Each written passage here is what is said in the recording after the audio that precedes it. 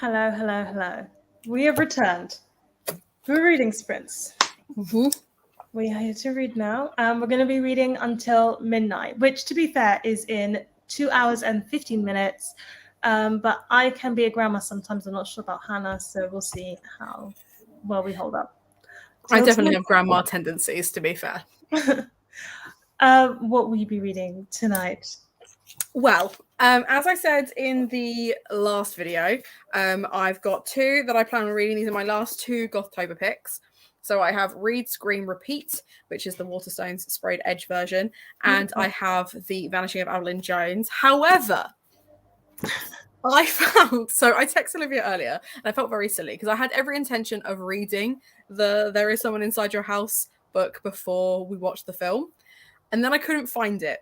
And then, lo and behold, it's on my shelf with my other spooky reads. Like I put it there on purpose. Who would have thought? I feel very silly. So I'm going to give this a go in our first sprint, and I'm going to tell you if the book is as bad as the film is. I don't think I'm going to commit to the whole thing. But to be fair, the writing is not small. Like, it's less than 300 pages. I might commit. I probably won't.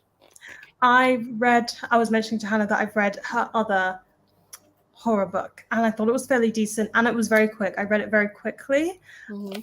But after that atrocious film, I'm so curious to see what you think of that book. Yeah, so we'll see.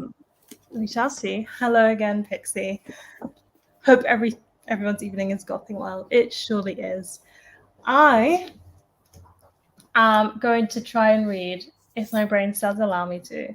If not, I might play Sudoku. But I plan to read, and that's A Taste of Darkness, 13 Chilling Stories to Savor. This is an anthology. I was interested in this one because Amy McCall has a story in this, and she is the author of Mina and the Undead. That is the title, I think. It is good. And there's lots of other authors in there. I've already read the Rosie Talbot short story this morning, and it was nice. Also, slightly amazing to me that when I read short story collections, I don't use a bookmark because I know which stories I've read. So then I use the contents page and go to the story. I guess you're just built different because I need a bookmark for everything. Like I would not, like I remember the general gist of the stories, but you can't ask me what stories I've got up to. That's not fair. No, can't be done. But that's like to me. But that is one of the books that I need to read soon because it is a Lunar book club pick. So you should get on that. I should. I mean, also, I'm gonna read these three first. Yeah, that is fair. I think it's gonna go very fast because they're like 30 pages each, and I read the first one in half an hour. So nice. Pretty quick.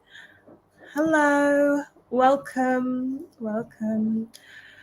Do we want to hop right in with reading, or do we need time to like chill? I'm okay to just hop right in. I just want to get myself a little ambient room that I can stick on the television whilst we're reading, because I like the vibe, and I might burn a candle as well. I might just make a little atmosphere, you know? Pixie saying that is truly the shirt of a person who loves sports. You can tell next to me. So there is a long-standing YouTuber called Philip DeFranco, who I have watched since YouTube's inception, right? And he does a lot of different news articles, but he also does merch. And his sports stuff was for when you want to support your friend who likes sports, but you have no idea what's going on. And I treated myself to this because I never saw myself as a sporty person.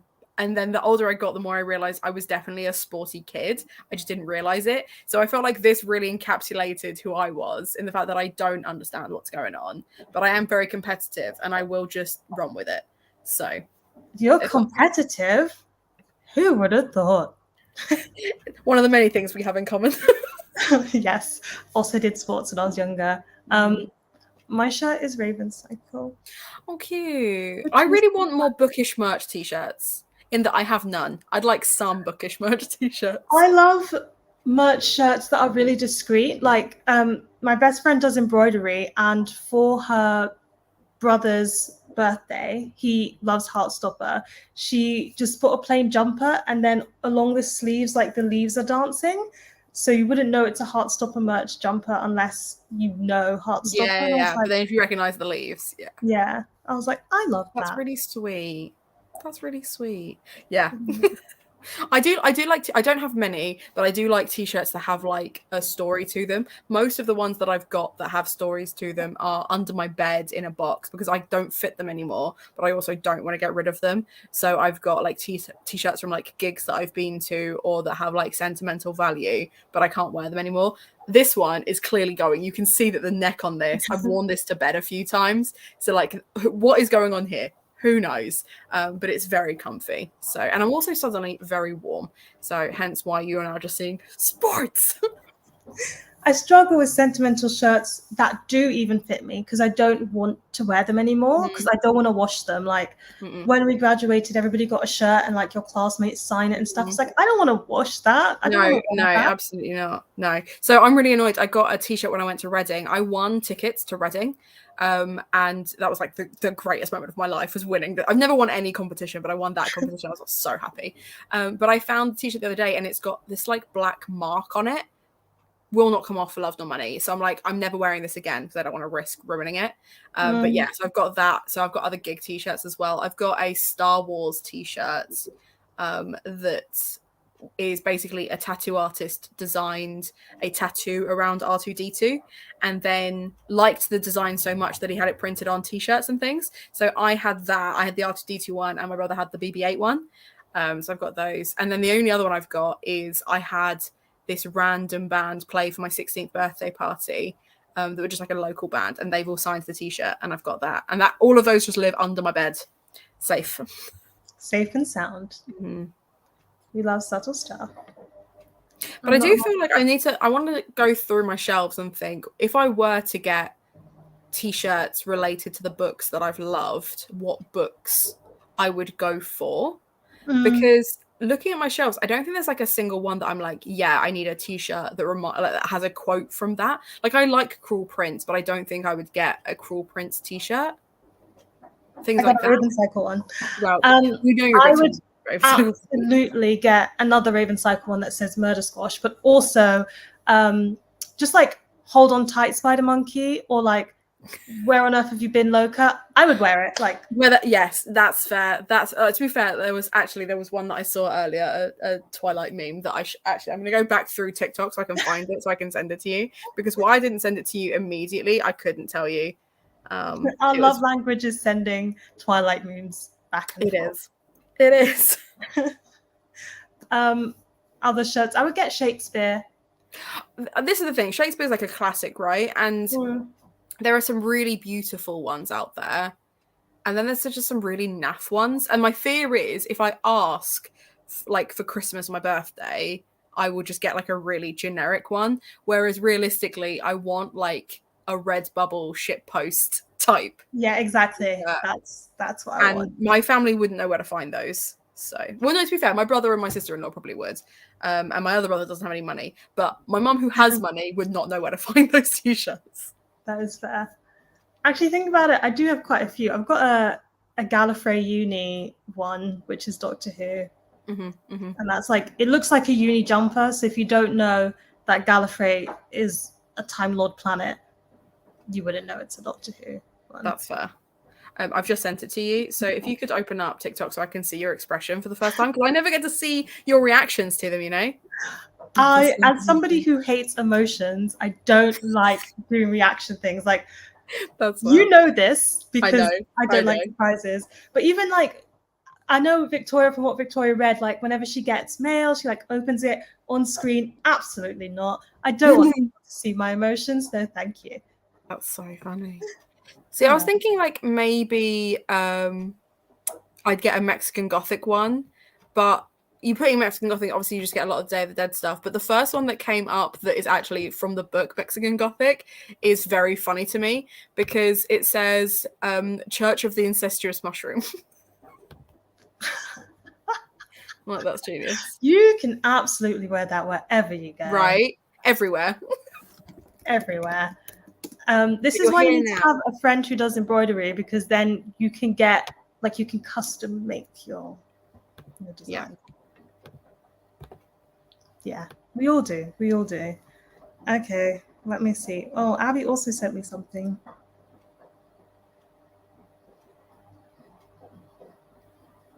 Who did this artwork? Who did this artwork? This is me if I was actually trying to make a nice portrait of someone. Yeah, this is like my level of paint skills. Right, we said like, oh yeah, we're ready to read, and then But now we're reading at the top of the hour so that we can finish at the half-hour mark. Exactly. There we go. We're going to read for half an hour. Church of the Incestuous Mushroom, you're selling the book. There we go. If that's what it takes, Emma. That's what it takes. Right, let's do it. Let's read. Right. I will see you in a bit then. See you in half an hour.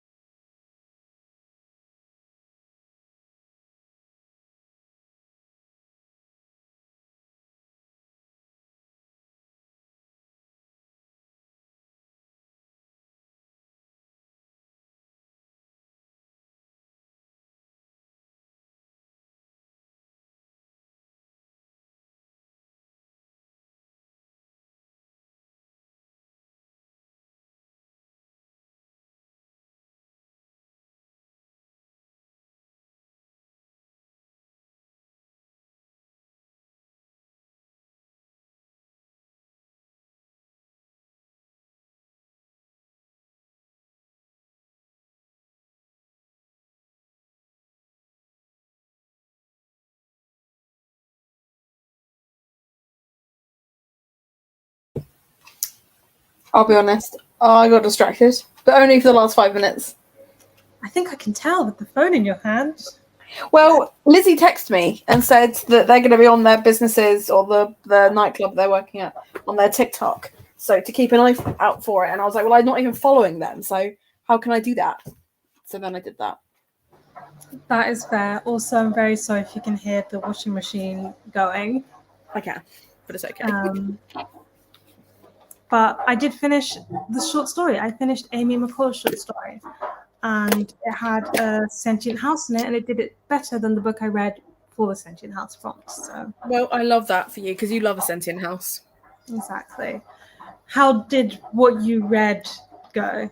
Okay, so things they've changed from the start is it is not a guy that dies, it's a girl that dies.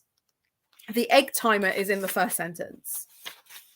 So literally the first sentence is the egg-shaped timer was on the welcome mat when she came home. So like that was clearly something that they were like, got to get that in there. They changed the surname for Makani. In this, her original name was Makani Kaluna or Kanakaluna, as opposed to Sunwoo. They obviously thought that was easier to say. I don't know. And in this, Alex, the best friend, is a goth. But that's not weird enough for them to stand out because apparently the only person who stands out is Ollie. I want to read you the description of Ollie because I straight up pulled a face and was like, I need to not pull this face on the internet because it was not a pretty face. But let's see if I can find it again. Basically, just the way she describes this character made me sad. Oh no. Let's see if I can find it. Okay, so tell me if you would be attracted to this guy, because I wouldn't. From the moment Makani Young arrived in Nebraska, she couldn't keep her eyes off him. He was, without doubt, the strangest looking boy at Osborne High, but that also made him the most interesting. Interesting is in italics. Ollie had a skinny frame with hip bones that jutted out in a way that reminded her of sex, and cheekbones so prominent it reminded her of a skull, the illusion of which was only enhanced by his blonde hair and invisible eyebrows. He wore dark jeans and a plain black t-shirt, a silver ring, a thin hoop in the center of his bottom lip, his only adornment. He looked like a skeleton. I feel bad for the actor who had to play him now. Also, invisible eyebrows cracked me up so much. Genuinely, I was like, what about this guy's meant to be attractive? Oh, and he's just dyed his hair pink. So everyone's like, oh my god, because like this girl's died. They're like, obviously he killed her because he's used her blood for hair dye. And it's like, yeah, that was exactly the reaction I had. Like, yes, Abby, Victorian consumption aesthetic for sure. Like, it's not good. So it's one of those things where I do wish I had read this before we watched the film because I'm putting too many things in it. But already, it's a no. It's a no from me. So I'm just having a look at the last page. Anyway, yeah. So yeah. But to be fair, I tell you what it does do is it does set up the whole beach thing better because it talks about how her best friend Jasmine doesn't talk to her anymore. And like that's in like chapter 3. She's like clearly thinking about it. But it's just like there was a line that was like, which is why I hate everyone and everything, including myself. This has cracked me up. Timothy Chalamet, but blonde and pierced. Yeah, basically. Where was it? But yeah, basically, the other thing they've changed is that Ollie is not obsessed with her at this point. Ollie is just someone that she hooked up with last year and hasn't spoken to since, but she is obsessed with him. And I don't get it. If you were that into them, you'd talk to them. Apparently, they haven't talked in that entire semester, and I'm like, okay, that doesn't make any sense. So even the book doesn't make sense. So it's not just the film; it's also sometimes the book. Let's see how many people are, or what people are reading. 14% in Witchlings, This is middle grade. I can't remember if it's a graphic novel or in prose, but It's in prose. It's quite fun. It's quite cute. I think you'd really like it. I unhauled my copy to Ali because Ali loves a whimsical middle grade, and it was just a bit too whimsical for me. But that's because I don't know how to experience joy. yeah, and I'm all about the whimsical joy feelings. I mean, I don't usually do my laundry at 10:30, so that's a first for me. 3 pages left of today's section of Sense and Sensibility. Nice. I hope you love it. That is my favorite Austen, hands down. You've read so many Sentient Houses books this month you didn't even plan it. Please let me know what they are, because if I haven't read them yet, I will want to read it. I will read. You just have to say Sentient House, and I will give it a go. I will give it a go. Gamed instead of read, that's okay. TikTok gaming, maybe Sudoku later, it's all good. Become obsessed with getting a specific achievement, so I'm practicing to be able to do that. Nice. Challenges are motivating. 30 pages of Ace of Spades. How's that going so far? I've realized, I was looking at my shelf and I was like, I've got quite a few books that are dark academia by Black authors. And it made me kind of wish I hadn't read I Feed Her to the Beast and the Beast Is Me, because I can see the vlog in my mind. But have you got Catherine House? Have you read Catherine House? I haven't read Catherine House, but that's because I think it might be too slow and weird for me. Okay. Because I don't do weird that well. Like, I don't believe it's Hitchhiker's Guide to the Galaxy weird or Terry Pratchett weird, but it sounds like it could be Gideon the Ninth weird. No, I'd say it's more Mexican Gothic weird. Oh, I'd say it's Gothic Insidious weird. But I was really excited because it's by a Black author and it's got LGBT rep in it. Oh, I didn't know. But it's one of those ones where like it took me forever to read it, like Mexican Gothic, because I was just like sinking into this world, and it's just the writing is so decadent and just kind of like it feels like a hot bath that I might drown in, you know, like it's just it's dark, it's spooky, but it's a good time. And although it's not Sentient House, it feels like there's a vibe, like there's a very much like the world could be ending just the other side of those gates, but we'll never know because we can't leave kind of vibe. Kind of like The Haunting of Hill House. Like, it's not a sentient house, but there's a presence. Yeah. That kind of thing. It's interesting because I was like, oh, I'm not going to read Catherine House. And then you're like, it's by a Black author. And I was like, yeah. Amazing. Yep. Elizabeth Thomas is a woman of colour. Reading Things Have Gotten Worse Since We Last Spoke, and it's serving absolutely everything I was hoping for as someone who's been in online relationships. Hitting too close to home. Spooky that is hitting close to home. I really like those short stories. They are creepy. They are messed up in the best way possible. They are creepy. There's an achievement for beating the game in under 5 hours. Oh, okay. The particular boss fight that's giving me problems with that. Time limits are very difficult ones. Blood is pink, hair dye is ridiculous, but hilarious. I mean, I'm sure that the red tips in my hair, they could have been someone's blood. They could be like Hannah's blood after I absolutely murder her in the TBR challenge. Oh, sorry. Have you caught up then? No comment. No comment. I don't know why I'm even roasting you. I literally have not shifted the dial on my challenge at all this month, but I still feel like I'm roasting. I don't know when I started doing this, but I have started when I clap back to people, it's immediate. And like, I don't know when I started doing this. I used to like give it a minute and then be like, do I need to say something that nasty? But that one just came so effortlessly from me of like, because I've got it open because I've just added there's someone in your house, I'm going to unhaul that one. So I was like, oh, have you? Because if so, you haven't updated it in a while. Yeah, I'm pretty far behind right now. Not gonna lie. To be fair, you are not you are not that far behind me. I am just so proud of myself because can we throw back to March where you had a 45 book lead? I have to give you kudos for that. The fact that what was it last month we were on par with each other. I was like, oh, like you deserve to win at this point, but I will fight you in November. Yeah, no, don't let me win, because In if you November, let I will me fight win, you. I will not let you win. But no, I think I've done quite well reading wise. The thing that blows my mind though is all year I've been like, yeah, I've got loads of graphic novels though. I've got loads of manga. Haven't read them. Haven't read them. And I think you actually mentioned that the last time I was being sassy about it as well, and was just like, yeah, but I've got these, and you were like, you haven't read any of them though. And I was like, you're not wrong, because turns out it takes me just as long to get to them as it would be to read something. So yeah. I also, my washing machine's being so loud. I also have a whole load of manga and graphic novels, but I think we're like limited by the fact that we have video plans and we kind of need to read along them in certain ways. Yeah.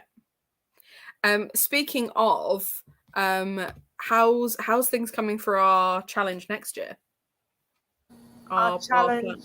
The vlog thing that we were going to do. Have you? Because I was having a look.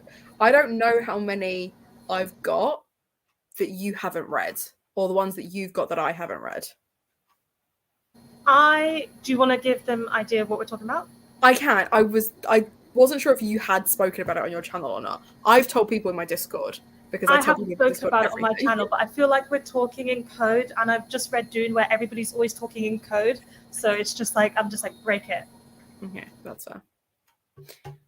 Yeah, so I don't know how we're going to do this yet, because we haven't really discussed it, but Olivia and I are big fans of Romeo and Juliet and Shakespeare in general, but Olivia had plans to do a Romeo and Juliet retellings vlog, and I think we're going to do it as a kind of body read type thing, like challenge maybe, but I can't remember how. I don't know if we actually decided how we were going to do it, or when we were going to do it, just that it's going to be something for the new year, because obviously this year I have done a lot where I've taken a classic and then tried to find retellings of them, which I do think is possibly one of the reasons why I haven't read as much like variety this year. Like I feel like I've read a lot of very samey books, and that's almost because of that.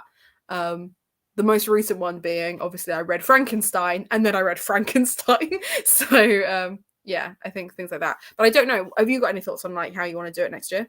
I was thinking we could find one where we both haven't read it and buddy read that one as like the first book in the vlog, and then we can go our separate ways, as in you read the ones that you have, I read the ones that I have, and then maybe we can, I don't know if we'll have any overlap. If we don't, fine. If we do, we can like chat about it and then like upload around the same time, but have at least like one core book that's crossover. Yeah, because I was thinking the other way we could do it is almost treat it like a read along, where we do like a different retelling every month or something. Because like there's ones that I'm happy to reread. Like I'm happy to reread These Violent Delights, because I am buddy reading currently Foul Lady Fortune with Zach, and because Zach does not have as much time to read as I do, I'm going to annotate it. But I've decided that once I'm done annotating that duology, I want to go back to These Violent Delights and annotate them using the same colors and things, so it all kind of matches, because I've got all the hardbacks for all the stories, and I'm like, well, now I want to annotate them, because they're not special editions or anything, they are just the standard hardbacks. But I got gifted Our Heart Huntsman from Hodderscape, so I want to have, I think it'd be quite nice to annotate that and have that. So I'm going to do all 4 of them. So things like that, we could do it that way. But I like the idea. Ali and I, for a long time, we're going to do this thing where we were going to do a joint vlog, where basically we would update a vlog every 3 chapters, but we would send half of our updates to the other person to use in their vlog. So it would be like, essentially, it would still be chronological, but it would flip between the 2 of us. So I would wrap up my first 3 chapters, and that would be for my channel, but then the next 3 chapters would be Ali talking about their thoughts on those 3 chapters in my vlog, and then mine would be in theirs. But that could be quite complicated. So, and unfortunately, the book that we were going to do that with, the both of us read the first 3 chapters, fucking hated the book, so we just did not go back to it. So we can definitely talk about it in more detail, like how we want to do it.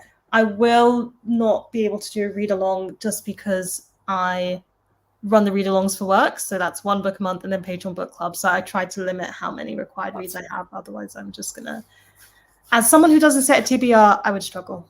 That's fair. That's fair. Catherine House is a lot more confusing than Mexican Gothic. It felt like a fever dream, or like I was being gaslit, which I love when books do, but maybe not quite a bit. It's funny because me and Pixie have like crossover that's very specific, and then we also have like complete opposite opinions on books. So I don't know. Do you like being gaslit by books? Is that a thing that you enjoy? I think I need an example. Like, what book have I read that gaslights me? I don't know. I feel like you've read Mexican Gothic, right? Like, I feel like that might, to a certain extent. I don't think I'm massively fond of it because I much prefer books. Well, I guess for me, the only one where I was happy to accept it is The Murder of Graham Catton, or as it has been published as a paperback, My Husband's Murder, because the whole time I had no idea if it was psychological or supernatural. That's the only time when a book can gaslight me and I'll be fine with it, is if it's, I don't know if this is real or not, but not because is it real because they're imagining it, or is it real because there's like a ghost element to it? I don't mind that. I generally struggle if it's only psychological, if they're trying to make out, so like, you don't know this because you've gone mad or you're drunk or whatever. I find that. So like The Woman on the Train, for example. Oh, couldn't stand that book. No. And I was like, I don't want to be talked down to like that, and I don't want the actual mystery element to be caught up in these issues. That's fair. I read Bunny this month and didn't love it, but if Catherine House is close to Mexican Gothic, I might like it. I really didn't like Bunny. I DNF'd Bunny, but I loved Catherine House. Catherine House got 5 stars from me. Okay. Good to know that that's not the crossover. Ace of Spades is going well, halfway through. Oh, I think these are the Sentient House books. I read The Shining. Unfortunately, I will not touch a Stephen King book anymore, but maybe I should watch that film. Mexican Gothic, and even The Last Tale of the Flower Bride gave Sentient House vibes. Oh, I didn't know that one had Sentient House vibes. More fairy tale than Sentient House vibes. I can get behind like a fairy tale-esque Sentient House. Kind of like The Haunting of Hill House is like creepy, not really sentient house. Yeah, I like cottagecore sentient houses. Like they're really like wholesome. It works with you, like the Encanto type house. That'd be cute. That's kind of the house I just read in the Amy McCall short story. Like, it's not cottagecore because it is still like the spooky Gothic house, but it was kind of working with the person in it, and I liked that. Actually, I recently read, so for my Sentient House prompt, I read She is a Haunting by, I read She's a Haunting, I can't remember the author's name. And while I didn't like the book that much, I did like the Sentient House, and I liked the twist that it played on the Sentient House. I thought that was very clever. So I think if you don't mind an unlikable main character, and I do think writing style is personal, so if you give a sampler a go and you like the sampler, I would actually still recommend that book because it was smart. It was smart. It was plot twisty and fun, but not fun. Hannah, did you like Harrow the Ninth? I will be honest, I've read Gideon. I haven't read any of the others yet, purely because I bought it in to read and then immediately sold it and didn't replace it at the time. And that was obviously like at least a year ago. So I haven't got around to it. I'm sorry. I'm sure I will. I really liked Gideon the Ninth, so I don't see why I wouldn't like Harrow's story. I liked Harrow as a character, so I feel like if it's their story next, I'll enjoy it. The whole Otherworld thing in the garden was interesting. Oh, this is about the Flower Bride one. I was like, what book is this? Mexican Gothic. Isn't that a Secret Garden Gothic retelling? Is it? I think so. Whoa, let me add that to my TBR. I don't think I've seen actually the most positive reviews, but I would still read it. If it's a retelling of something I like, I'm very, very easy to to pick it up. Well, I think Lizzie is unhauling their copy, so if they've still got it and haven't sold it on eBay, I'm sure you can have that, and then you won't cost you anything either. It won't cost me anything but my TBR challenge. You're already behind. What's one more book? Spoken Do like you know what it was? I realised what it was the other day when I was being all snarky, and then you were like, "Yeah, but you've got 10 books coming from me," and I was like, "You're not wrong." You're not wrong, but I'm about to document all of my books and unhaul half of them. That's how it went. Yeah. It's okay. December, we're off grid. That is the bit that terrifies me. The bit that terrifies me is just not knowing. Because thing is, it will take you just being of a mood to clear loads of books. And that's it. Like, I will be blown out of the water. And not only that, I'm not going to be here for like half the month. So I won't be able to just unhaul stuff until like New Year's Eve. And I'll have to like guess. Yeah. It's like, so I'm like, I've got to be really careful which books, because I'll be driving to and from Folkestone quite a bit. So there'll be quite a few that I'm like, okay, well, I know that's on script, so I can double up as an audiobook and listen to that, clear that, done. But I've got loads of like really little books that I'm like, I just haven't cleared. And I'm not going to be in the mood for them when it comes to December, because I know that like towards the end of the year, I just want something that is like no thoughts, head empty. So like a Deadly Education or Cruel Prince, where it's just told to me. But at the moment, I am not in the mood for YA fantasy at all. And that worries me, because I've saved most of those for the end of the year, because that's usually when my brain, that's all it can really cope with. So I'm kind of scared. I'm kind of scared about how December's going to turn around. I think I'm going to see how I get on in November, and then I'm going to panic. But no, you've been doing well these past few months. Like, if you keep on track with how you're going, your November's going to be good. Yeah. I'm just hoping my November is going to be better. Not just better than how you've been dealing with it, but just better. just better. Just better. It's because of my rating slump. Because when I'm in a rating slump, I'm more likely to say yes to books that people offer me, just because I'm like, you need to try different things and kind of break it. I need to try it, yeah. And I just want it to be over. I think there's genuinely nothing worse than a rating slump. I think a rating slump is worse than just a general reading slump, because if you're like reading lots of things but they're all coming out mid, that's just disheartening. So you don't want to pick up the next thing, because nothing's getting you there. But there's not a lot of ways of combating that other than trying chapters and then just unhauling if it's not the vibe. I did that recently, but I'll just have to do it again. I mean, it would be beneficial to do it again, but it's just a pain. Loved all three Mexican Gothic Bunny and Catherine House. Pixie, you love that Gothic shit. You love it. Gothic Queen. Nice. I trust Hannah. Yeah. I read Abortion for the Sentient House trope. I adored the Abortion House in the Sabriel series.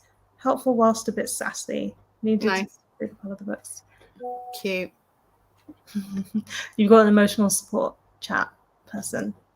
Nice. Good to know.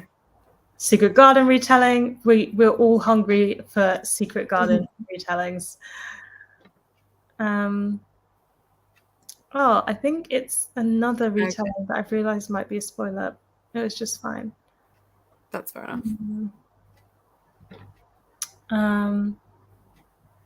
I wouldn't get too attached to the idea of a Secret Garden. That's fair enough. I've been struggling with a reading slump now, but finally finished a book. I hope it was a good one. I'm aware that we've talked for 25 minutes. Do we want to sprint until 1:30 and do like a 35-minute sprint? Works for me. Okay. I'm going to be picking up Evelyn Jones next, so I'm not committing to this, and I'm going to find the other one wherever that may be, and I might as well unhaul that as well, because I think that's a spin-off from these characters. So if I'm not going to read this one, I'm not going to read the second one either. So I don't think they're connected, but I don't know. I tried reading the other one and was like, I have no idea who these people are, and then which I think means it's just not fully fleshed out. But to be honest, I didn't like the writing style either. I just don't think it's going to be for me. So I'm not worried about it, to be honest. Okay. Whereas this is going to be top tier. I hope so. Okay. Ready, set, go.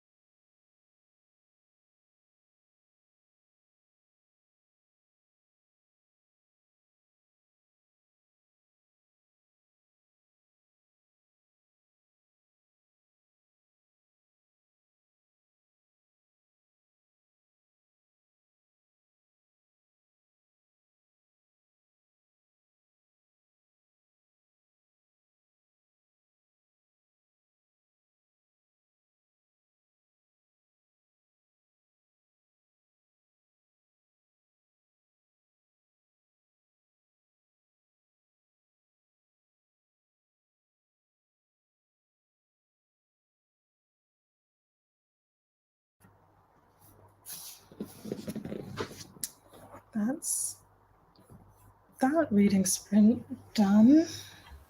Let me know how it went. I realize, although I usually stop at the end of a short story when I'm timing myself, I can't do that. So now I just have to remember my page. That's fair. Well, I'm on page 45 of Evelyn Jones. Is it so I'm a fifth of the way through. Is it a good sequel? It is. It's kind of weird though, because I feel like this girl has the worst luck with her family.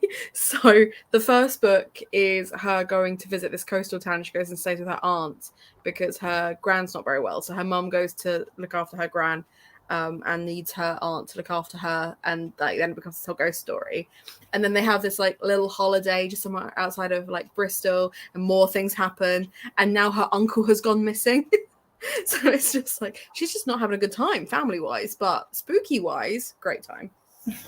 It's like the Murder She Wrote trope where like wherever she happens to go, murder happens. Fancy that. I read a not very good short story, and now I'm reading a better one, which the one I didn't like was by an author I didn't recognize, but this one that I'm reading now is by Maria Kuznia, who I think does like Midnight in the Everwood or some kind of okay, yeah, book. So it's got like the fairy tale-esque writing, and I think all of them, I do like that they're all doing a different trope. Like the first one did like there's something in the woods, then there was a sentient house. The one that wasn't very good was like spooky dolls, and now I'm on spooky fairy tale, which is nice. That's fair. The book you liked was House of Hunger. I really want to read that. Sounds like fun vampire stuff. I have just DNF'd Year of the Witching, which is another book by the same author. I really like Lizzie and I really couldn't get on with it. I've tried reading it before, and then we were doing it as an audiobook when we went to go pick up Zach, and both of us were like, this is not giving what I needed to give. So I'm nervous about House of Hunger. I'm still going to give it a go, but I've not been very like into vampire books recently anyway. So I'm doubly nervous now. That makes sense. I have heard from people who didn't like the Year of the Witching that they enjoyed the House of Hunger more. Okay. But if you've also got the added layer of not being into vampire books, I would be a bit nervous. Evelyn Jones reads very fast, even with TikTok breaks. Yeah, I mean, it is for kids, so. It makes sense. I think I read the first one really quickly. 34 pages of This How You Lose the Time War. I hope you love it. I really enjoyed it. I think it was worth the hype. Have you read this one, Hannah? Nope, not yet. Do you want to? I think I will read it, but it's not one that I've prioritized. I don't own it, so I've not like made a point to get it or anything. But I keep hearing really good things. It's very good. It's also a quick read, which is nice. You've also read 40 pages of Days of Blood and Starlight, which contains no smut so far, but it's romance and it's close enough. I was going to say, with a title like that, it just sounds like all I hear is A Court of Thorns and Roses. But I don't know this one. Days of Blood and Starlight. Is that the Broken Bone? Oh, Laini Taylor. Oh yeah, it is Days of Blood and Starlight.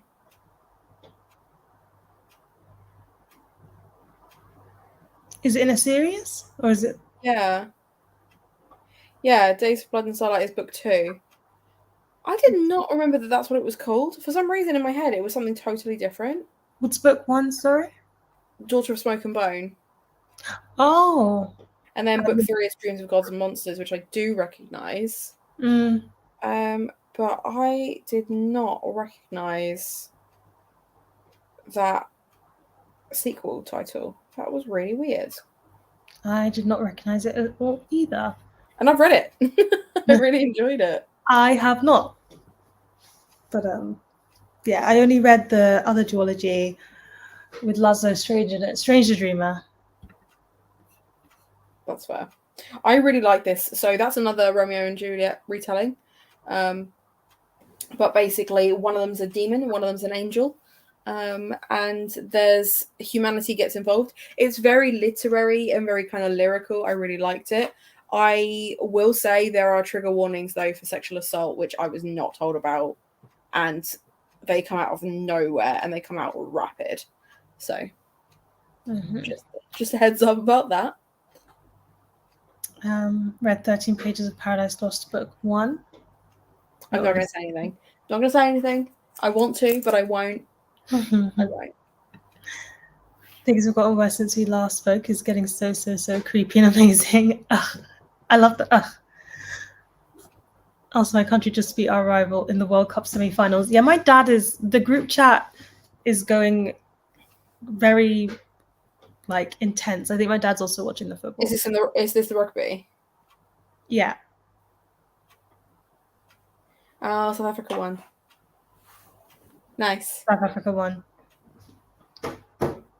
Which is a surprise. I think everyone expected New Zealand to win. But I'm kind of glad that South Africa won. Because so many of my besties are South African.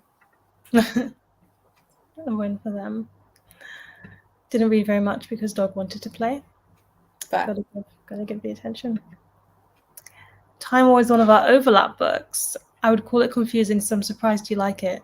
It is confusing, but I liked it because you could use your brain power to understand it. Also, I really like time travel books, so it kind of struck me as like a time travel romance. And I was like, I love romance, I love time travel, it's both of those things.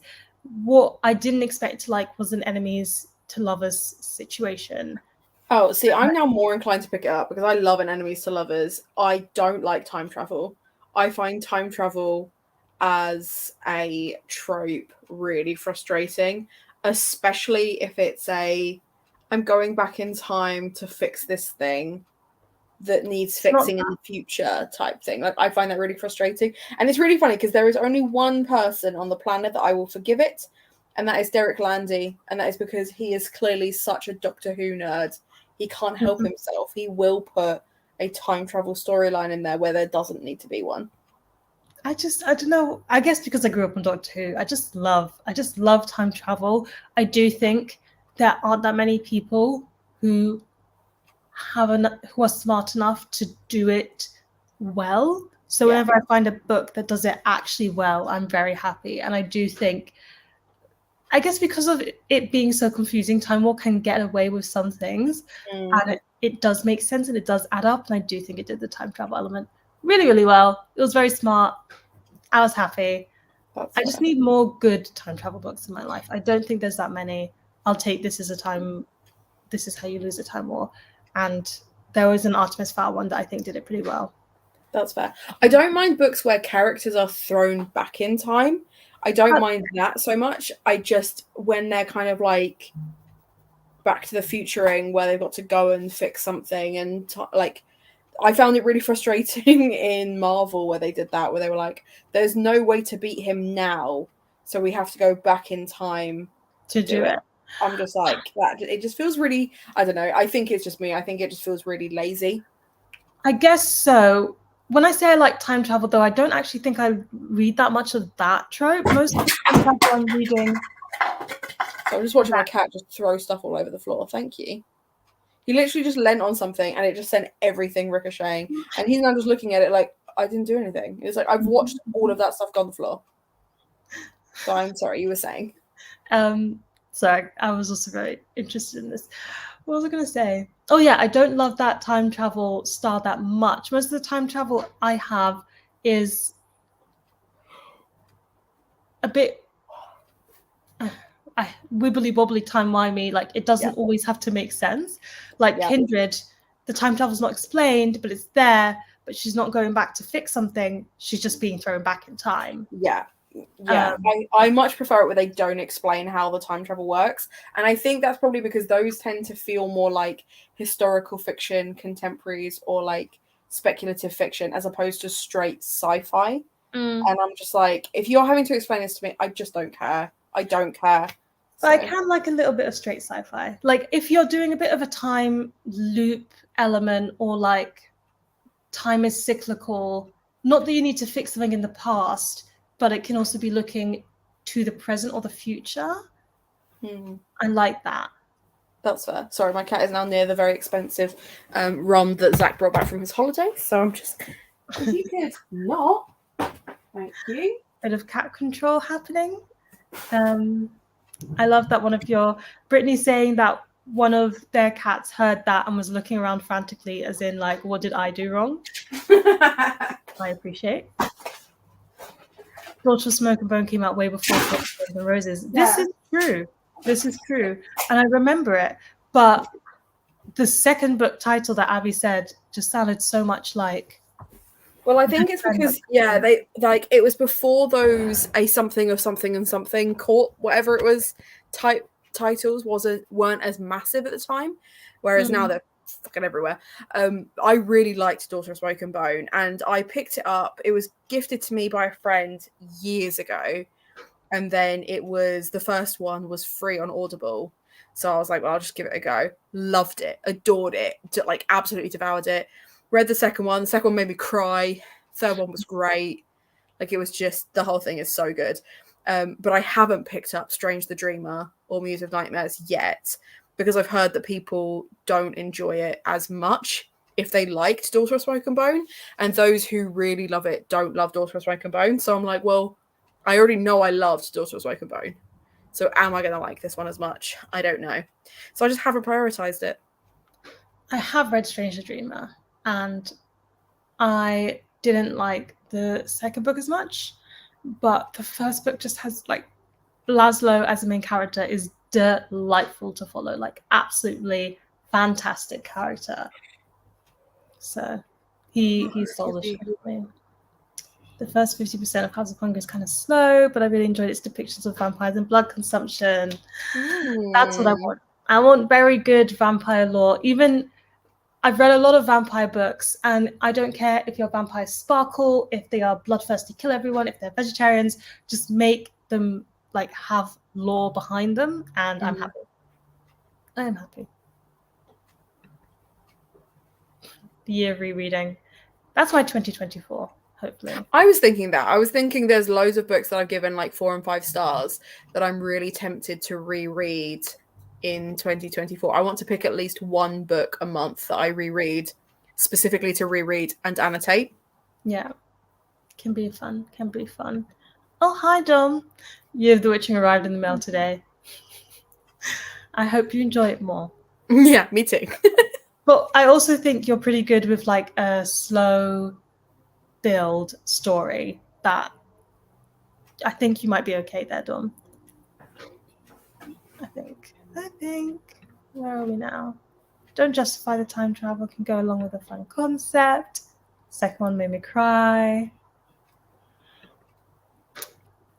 I think we all should do it. We should all just read it. Mm-hmm. So many books I want to reread, but my TBR is so big. I'm actually in the mood to reread. I've reread 2 books this year. Yeah. And I can't reread more because we need to decrease our TBRs this year. But I'm very tempted to like just reread the rest of the Patrick Ness series. I want to reread some of the ones like the Lunar Chronicles, like the Mortal Instruments, maybe like the old teen favorites. See, there's a few there that I've tried and I just couldn't get back into them, but I've recently been rereading the Worst Witch series. I've read 4 of them so far and I've got 4 to go. And I've really enjoyed them. Like, they're really wholesome. They're good time witch stories. You know, they've got all the kind of like witchy vibes of like witchy names turning into frogs. Like, it's just really cute. And they're really nice little palette cleansers. And I'm like, these are some kids' books from my childhood that actually hold up and aren't super gross. Like there's some like books that I tried to reread ages ago. I can't remember what they were. And I was like, this is just not fun anymore. Yeah. But I do have to leave like my rereads a while, because if I tried to read anything that I read last year, this year, my brain would just skip over chunks. I just would not be able to read it. One of the books that I reread this year, I read it in January. Mm-hmm. And I wish that could be me. And it was a Sarah Simone book. The difference though was I reread it through audiobook and the narrator's voice was delicious. To be fair, the only one I've done that in the last few years is I read Poet's X last year. I listened to it as an audiobook this year. Oh, yeah. Both times made me cry. Just listen to all of Elizabeth Acevedo's books because she narrates them all, and it's clear that there is poetry in. Yeah. Well, it's a novel in verse, but Yeah. even like with the Fahrenheit family law, it's clear that it's a poet who has written it when you hear her read it to the beat that she wanted it to be read out. I think she is part of the reason why I loved Pride so much by Ibby's a Boy, because obviously it's a beautiful book, but I was really getting to the end where I was like, I'm so sick of seeing these Darcy retellings done like this now. Like, I'm bored of this now. And the way she read it is so beautifully lyrical. And I was like, I know the book will be written that way anyway, because obviously Ibby's Boy also did Punching the Air. But I was like, this is just all of it together, the collaboration, chef's kiss. Loved Now it. I need to reread that through audiobook because I've only read that physically, and I knew that Elizabeth narrated one of the points of view, but I actually forgot it at some point, and now I want to listen to that. My favourite thing is I always refer to her as Elizabeth Acevedo. Like, out of respect, they get the full name or just Acevedo. You get to go on first name basis because you were actually mentioned in their acknowledgements of their books. So you're like living the dream. When we first started working on the book, she was like, yeah, call me Liz. And I was like, I can't do it. Like, Elizabeth, I can do. Liz is just so far from using That's the so full name. friendly. That's so. I also, like, from her writing, would never be like, she's a Liz. Like, that's bizarre to me. I get it, but that's wild. That photo of you two together, though, at the Waterstones event, you were both so pretty. I was like, this is bringing me so much joy. Like, the both of you just smiling away, having a lovely time.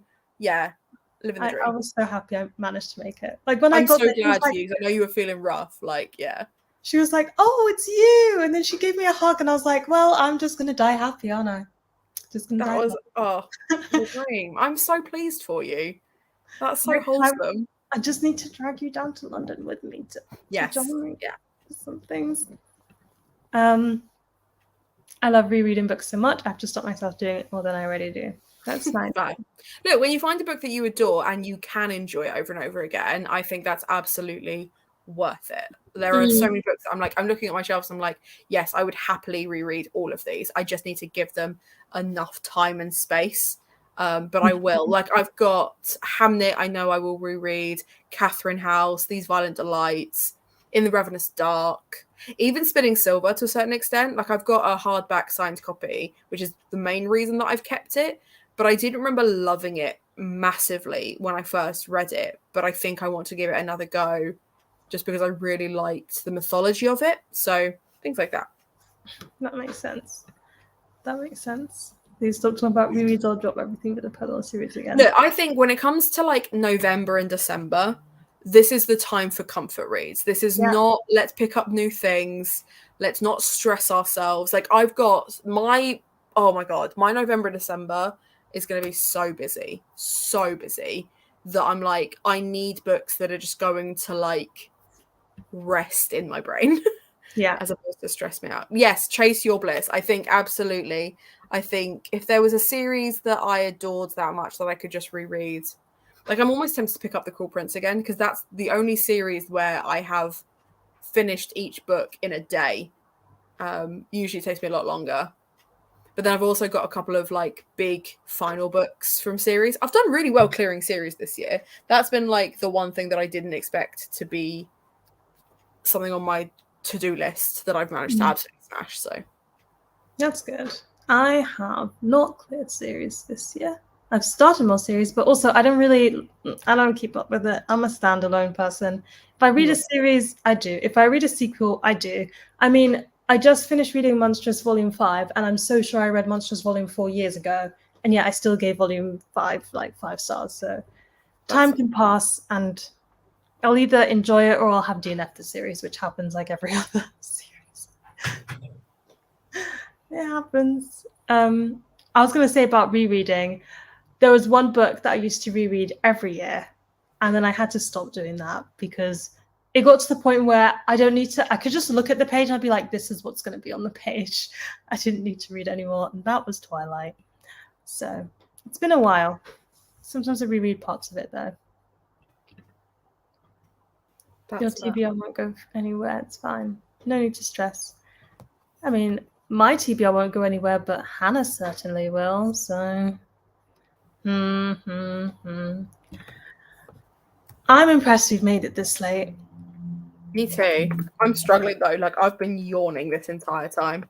That last sprint, I was feeling tired. I will be going to sleep straight after this. Yeah, There will be no hanging about. I even had a little snack just to keep me awake. I was going to say, I don't know what we should do now because there's like 10 minutes till midnight. It will be sad if we don't make it to midnight, but are we actually going to read in a 10-minute sprint? I'm not. Like straight up, I won't. Like I won't. We just won't. But I do think it'll be nice because this is your last live show of Gothtober 2023. Yes. Have you enjoyed Creature Feature? Has it been a fun one? I enjoyed Creature Feature. I think I really enjoyed the prompts of making my creature and then feeling like I was putting it together by reading those prompts, which has been a lot of fun.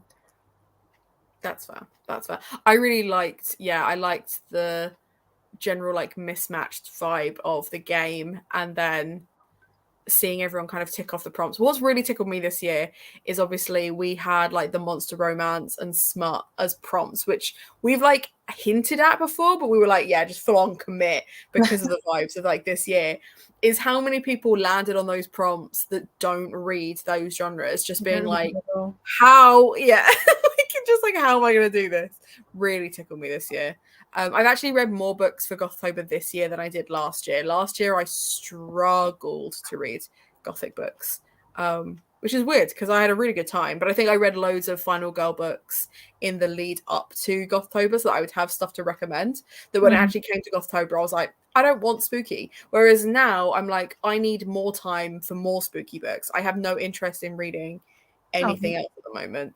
So this is actually the most on brand I've been as well, because usually I do mix it up with different genres, but actually I've been in the mood for all things gothic and spooky. Gothic and spooky this month. Are you doing more sprints, or is this like... I am going to try. So I need to actually, whilst I'm here, let me check my diary because I think I have a meeting. I know I've got a meeting on Tuesday. I just don't know what time. So I'm thinking, oh, okay. Apparently I'm in Bath on Monday. I didn't think I was in Bath on Monday. I might be sprinting in the morning, either Monday or Tuesday. But I want to do daytime sprints. I'm thinking of doing them for Halloween, but we shall see. These will not be the last sprints from me, regardless. I've got the Total Bollocks live show on Abby's channel tomorrow, which you're joining me for. Yes. Or joining us for. So I will definitely do some more sprints before the end of the month, if only so I can finish some of the books I've had on my TBR and been currently reading for like 100 years. Like The Lux, I need to just finish, and The Old Woman with the Knife, I need to just finish because I feel like I've been reading them forever. Mm-hmm. And they're not bad. I'm not enjoying either of them. I'm really enjoying both of them. I just haven't prioritized them because instead I've picked up Frankenstein and Frankenstein. As it happens. Sometimes there are books that are not even that long and you're just like, why have I been reading this for 10,000 years? And I didn't need to. Yeah, it's fair. Now my brain's really struggling because it's so late, but this is my last Gothtober sprints because tomorrow's live show is Total Bollocks. I was going to say what are we thinking about next Gothtober? But if you have any feedback on how Gothtober's been, things you liked or didn't like as much, let us know in the chat. And if you want to take any guesses at what next month's theme might be, go for it. I don't think we've even agreed on the theme, so I don't know why we haven't agreed on it. Purely because I came up with an idea that I've got like rattling around in my brain, and I mentioned it to you during the very first live show. And you said, Hannah, it's been Gothtober for 2 days. I was like, I know, but I'm already thinking about next year. I've already got this idea. And I've already got an idea of what game we would play to do it. That we could still do a build your own, but people would have a bit more autonomy. They don't have to just accept it, you know? Mm-hmm. So. Okay. We've got ideas to play around with because I was also thinking of some things, but we the ever constant passage of time. We gotta. I don't want to think about that. I don't want to think about the fact that I'm going to be another year older, you know? Oh my gosh, now I'm thinking about Adam's Family themes, which is just Cute. my guess is like make a magic potion. We're having too much. We're getting too many ideas here. We're gonna I struggle. like these ideas. I do like these ideas. Here today, they're very nearly adults who are 10 years younger than me. Yeah. I had like a dream, and it included some of the kids I used to work with in kids' church, and I was like, oh. And then I was like, wait, hang on, they're probably teenagers now. They're probably not how I remember them being. Well, it's really funny to me. So I'm 31, right? I'm going to be 32 in Feb. And I was talking to someone the other day, like a friend of Zach's. Now, Zach is 23. And he had a real bee in his bonnet that I should date one of his friends who's 24, and was like, yeah, like you'll get on really well. Like you like, it'd be really great, blah, blah, blah. And I was like, the entire time I was like, absolutely not. Like, absolutely not. Never going to happen. And he was like, why not? And I was like, because he is the same age as people I taught. Like, there are students out in the world. I taught them GCSE and they've got actual real life jobs now. No. Can't. Cannot.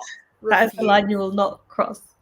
Mm-mm. And he's like, well, you didn't teach him. I'm like, that is neither here nor there. It has been drummed into me that I have a duty of care, and therefore, I'm not being funny. If he were to like stumble, I'd feel the need to get out like a safeguarding form. Like, I would feel the need to look after him. That's not a relationship. But I mean, that is a huge gap. But sometimes even like men who are 1 year younger than me, I'm like, why are you so mature? Like, right? They're just not on the men same are, level. But yeah. Unless someone looks really young or obviously older, I always assume everyone is my age. In reality, they're 8 years younger than me. To be fair, Zach thought I was his age when he met me. And to be fair, I thought he was my age. But that was, you know, mainly because he's hanging out with people that are my age. Like, Lizzie's only like a couple of years younger than me. So I just assumed he was Lizzie's age. I was like, he'll be my, like, in my age bracket, if not my age. But no, I'm like 10 years older than he is. It happens. It happens. October 1st was yesterday. Yeah, for sure. Thank you for joining. I'm glad you enjoyed it. I'm glad you enjoyed it. And I love hearing that it's people's first Gothtovers, but I really, really enjoy when people are like, this is my third. And I'm like, yeah, you came back for more. What did you let yourself in for? Yeah. Gothic in Space is giving me Fast and Furious vibes, not gonna lie. Gothtober next year. Gothtober. Gothic Gays. Gothtober May. I really like, yeah, I'm gay Gothic May. Maybe we should do, we have talked about before doing like a mini like weekender one or like a week-long one like earlier in the year, but that usually never happens because by the time we actually come around to organising it, we're already organising the October one. So. And I think I often shoot it down because I'm like, we do so much work for the October one and you want to do it again, which I love the idea of doing it again, but I'm always like, management, yeah. But I might, because the game will still be live. I might do a mini one for Discord people. We might do like a mini Gothtober then. I've been to every single Gothtober. Oh, good. Love to see it. It's heartwarming. I like to think it's also grown as well, like as readathon hosts over time. Mm-hmm. Yeah, well, you think like that first year was so very, very different because I was on every live show and I was so like, this has to be amazing. Versus this year, and I'm like, yeah, I was on like a couple of them. I was here, like I'm about. It's a lot more chill now, I think, probably because we've got it. We know how we like to run it. I think helps. Yeah, we didn't know what we were doing that first year. It was a vibe, but we didn't know what we were doing. No, I didn't have a clue. I had 96 subscribers when I started, and now I've got 960. So it's like the difference. Wow. The difference a couple of years makes. Wow, that's a huge difference. Mm-hmm. Because this is the thing is like, obviously this was like pre Rachel Marie and everything like that as well. Because I'd messaged her and was just like, I want to host a readathon. I want it to be all about Gothic fiction. I have no idea where to start. And she was like, just pick some prompts and run with it. And I was like, okay. It sounds more complicated than that. And obviously it is more complicated than that. But then the second thing I did was message you and Tish and ask if you wanted to be involved. Yeah. And I was like, I don't know this person too well, but sure. Like, I think we'd spoken maybe twice, like, if Yeah. that. So I just remember it being like Twitter conversation. Oh, thanks for joining us for the first year. I don't, like, thing is with the prompts, we say every single year that so long as you've read something spooky or you've just hung out with us, that's it. Like, we're not expecting you to read necessarily gothic books. They're always gothic related prompts, but that you don't have to read gothic books. And also because we know how difficult we find it to read, if there's like set things, like you obviously, like, you're not a TBR girly, and I am, but like immediately feel the need to just abandon my entire TBR the moment it starts. No pressure, zero pressure to actually read anything. That is true. Okay, with that, we are 1 minute past midnight. Officially Sunday. I can't believe this was going to be an all-nighter before. Genuinely, what were we thinking? What were we thinking? It was never going to happen. Like Lizzie said to me earlier, like, oh, I'll be up when you're still up at like 5 o'clock. That's when I'll be getting home from work. I can join you on sprints then. And I was like, we're not doing that. No. I can't even believe that me with my, as I say, crisis management brain was like, you know what? Yeah, let's be wild. Wow. Thank you for joining us. As Hannah said, there'll be some daytime reading sprints happening. Thanks for joining us. Maybe we'll do an all-nighter another time and park it and plan it better so we don't have things happening the next day, like events we have like to rehearsals go to. or like, yeah.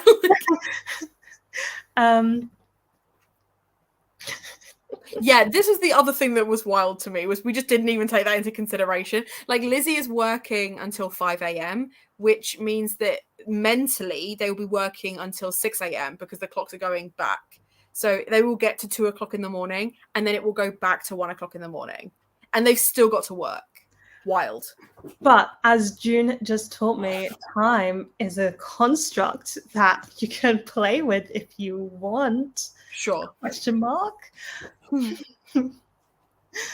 Yeah. Okay, right. Let's end it here. Thank you for joining us. I hope you all have good nights, and we'll see you in another one. Bye.